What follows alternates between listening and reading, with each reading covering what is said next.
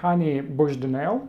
Honey cake was always a must-have at Christmas in my family when I was growing up in Ukraine.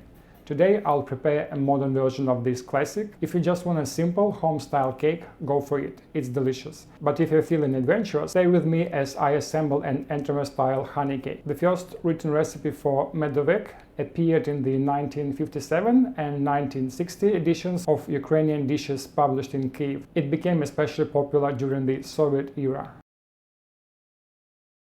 So, ingredients. The star flavor is obviously honey.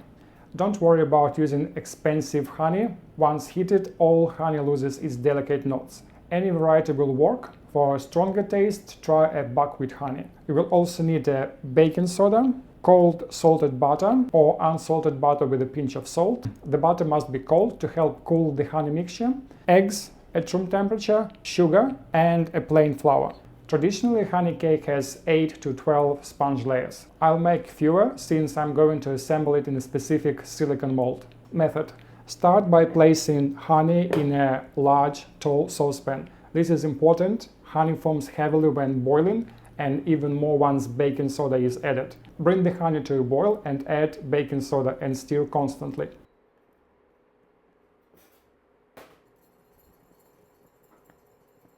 Next, add the cold butter and mix until fully incorporated.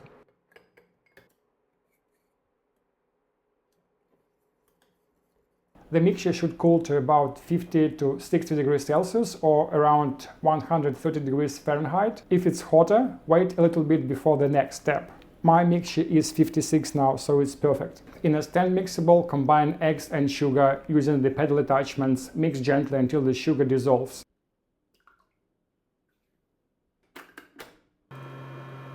With the mixer running on a medium speed, slowly pour in the honey mixture.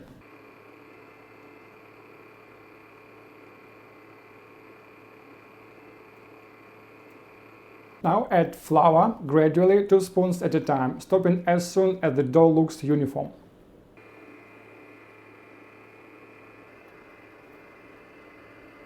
The dough may seem runny at first, but after resting for 40 minutes it will thicken.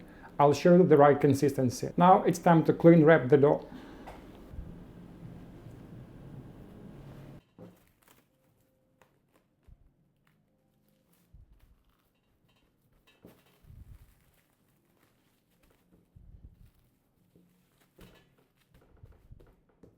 Divide the dough into 4 equal portions. Shape into rectangle before rolling out.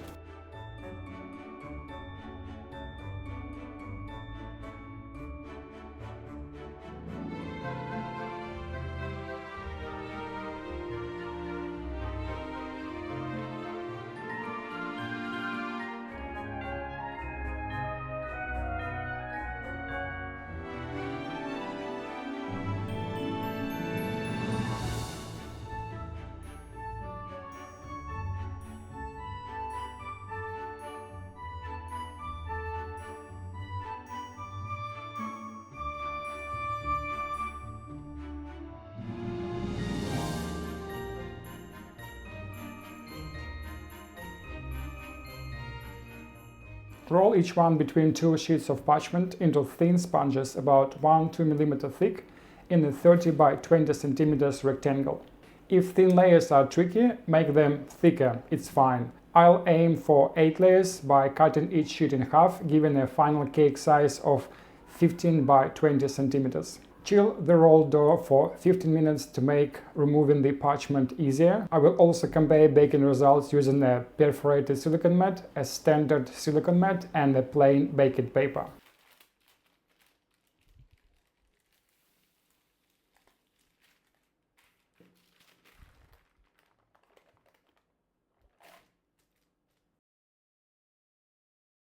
Bake at 170 degrees Celsius fan-forced oven or 340 degrees Fahrenheit for about 6 to 8 minutes until it's golden brown. The first sponge is going to be baked on a silicone mat.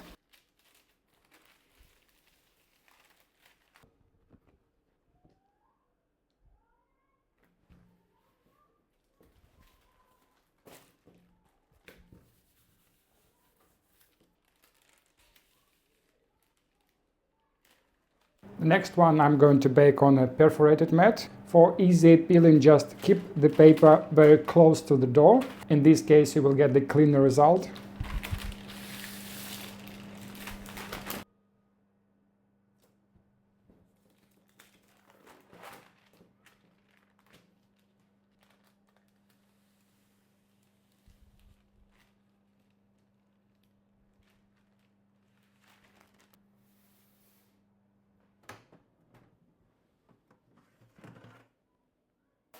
Seven minutes in my oven was just enough, and you can see the difference between baking on a perforated mat. It's absolutely flat surface compared to the one that on a silicone mat we have some air bubbles. They will eventually disappear, you can press them and that would be fine. But this is just an example why I do prefer perforated mat for short crust pastry, for streusel and even for the honey cake.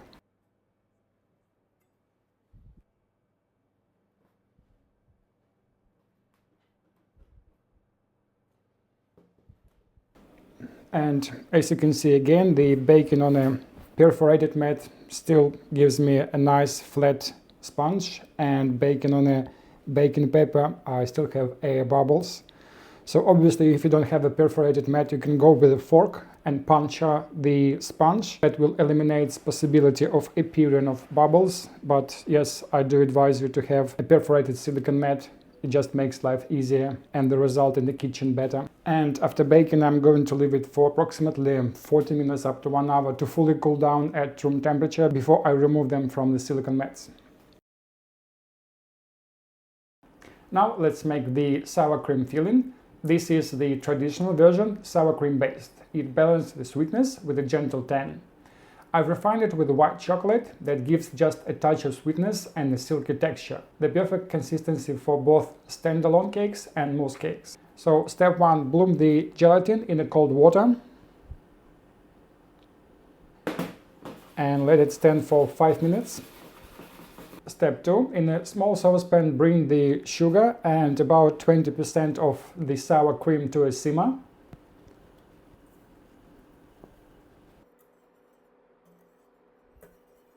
Add the gelatin mass and stir until dissolved. Step 3, pour this hot gelatin mixture over finely chopped white chocolate or chocolate callets. Blend with a stick blender until smooth. And the next step is to add the warm mixture to the rest of the sour cream. Blend again until silky.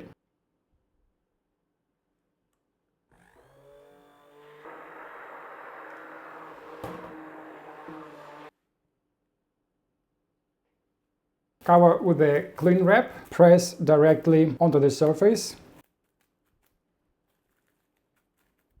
Refrigerate for about 5 hours. Once set, spread a thin layer over each sponge, or for precision, use a piping bag fitted with a 5mm nozzle. My sour cream filling is set, so now I'm going to assemble the honey cake. Because I'm going to use it as an insert for my silicone mold, I'm going to assemble as many layers as it will fit into 5 cm height. If you are building just as a honey cake, assemble it using old sponges.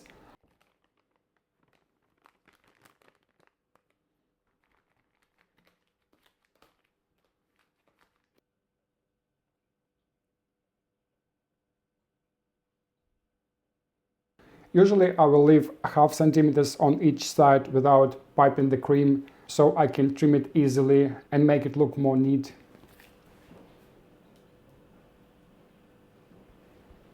After assembling, I've got 2 parts. So this one I'm going to use for my silicone mold, but if you make just a cake, combine them together, that would be your height of your final cake.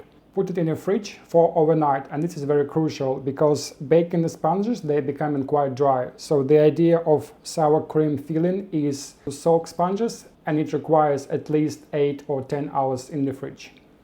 If you are using the same silicone mold, trim the honey cake to 3.5 cm wide, 4.5 cm tall and 19 cm long, or adjust to the size you need.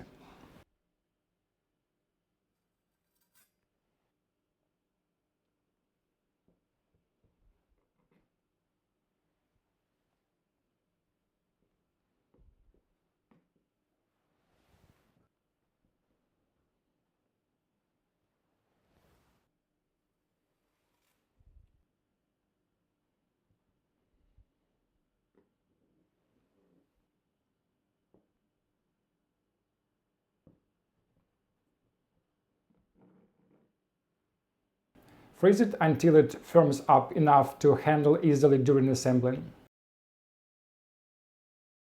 Now let's prepare the honey mousse. Here are the ingredients: full cream milk, honey, room temperature egg yolks, gelatin powder and cold water, and whipping cream. I've also prepared the mixing bowl to faster cool down the mixture after it was cooked. Place a mixing bowl in the freezer so it's ready to cool the custard quickly after cooking. Semi-whipped cream and keep it chilled in the fridge. Bloom the gelatin in cold water.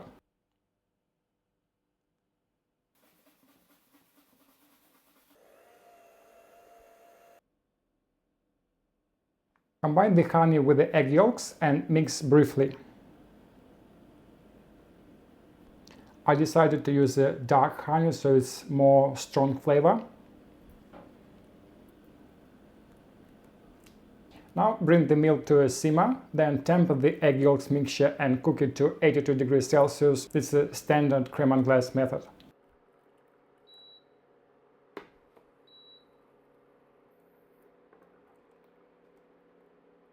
Usually I will turn off the cooktop when the temperature reaches 80 degrees, because accumulated heat will eventually cook it to 82.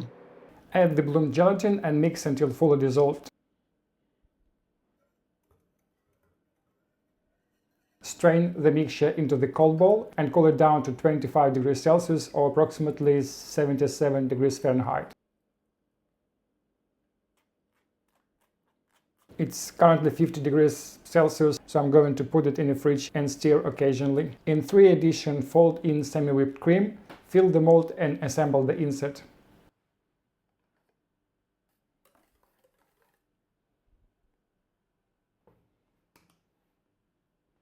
Usually this consistency is fine to assemble the cake, but because I'm going to use quite heavy insert, I will put this mousse into the fridge for another maybe 10 minutes, so it becomes more thicker.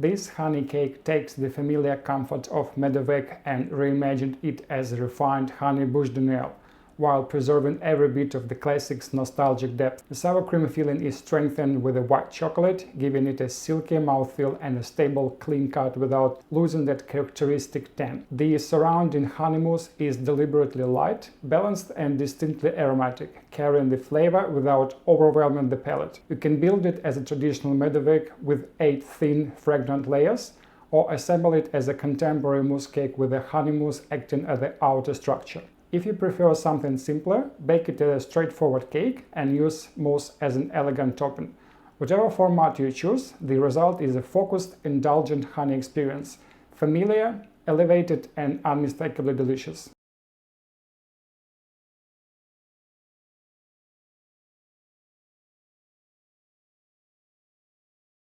Here is the second version of the mousse. This time I'm working with a more runnier texture.